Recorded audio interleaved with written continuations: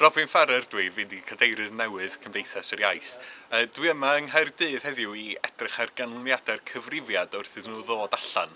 Ac dwi'n drist iawn, dweud y gwir, o weld lot o rhifau yma, achos maen nhw yn dangos bod yna argyfwng go iawn i'r Gymraeg fel iaith gymunedol fyw. A mae'n adeg pwysig iawn i ni fel Gymdeithas gweithredu ar hynny. O edrych ar siroedd gorllewin a'r gogledd, lle sy'n ni'n disgwyl i'r Gymraeg fod yn gryf, da ni wedi gweld cwymp sylweddol yn y canran o bobl sydd yn gallu siarad Cymraeg. Ac bod o'n gred gweld cynnydd mewn llefydd fel Sir Fynwy, dydy'r cynnydd yna ddim hanner gymaint as o'n i'n gobeithio. O Llywodraeth Cymru yn dweud nôl yn ei strategaeth iaith nifer o flynyddoedd nôl, bod nhw eisiau gweld cynnydd o 20% i tua 5 ar 20% o bobl yn gallu siarad Cymraeg. Da ni ddim wedi gweld hynna. Da ni wedi gweld gostyngiad lawr i 19%. Di hynny ddim digon da o ran be mae'r Llywodraeth yn neud, achos mae gynnyn nhw bwer i roi polisia ar waith o ran tai, o ran gwaith, o ran hawliau ni defnyddio'r iaith. A maen nhw wedi methu a gwneud hynny felly.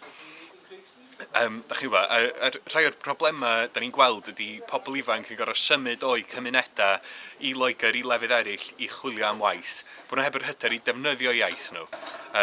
O gymharu'r dau gyfrifiad, dwi hefyd yn gweld yn eitha clir bod yna pobl ifanc sydd wedi llwyddo dysgu Cymraeg yn yr ysgol i a gred, bod nhw wedyn yn ei ugeiniau ddim yn defnyddio iaith neu wedi symud allan, mae'r siaradwyr yna wedi diflannu. Da chi wybod?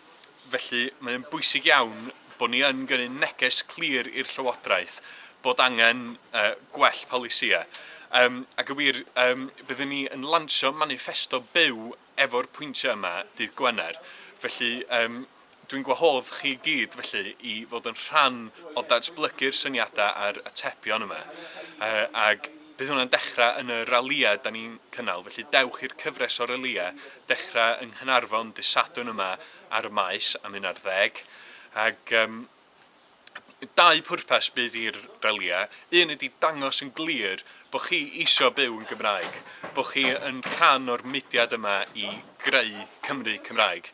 A'r ail beth ydy i ddod efo'ch syniadau chi am yr atebion, am y polisi ydych chi eisiau gweld Llywodraeth yn neud, yn beth ydych chi eisiau gweld grwpiau'n cymunedau chi yn neud.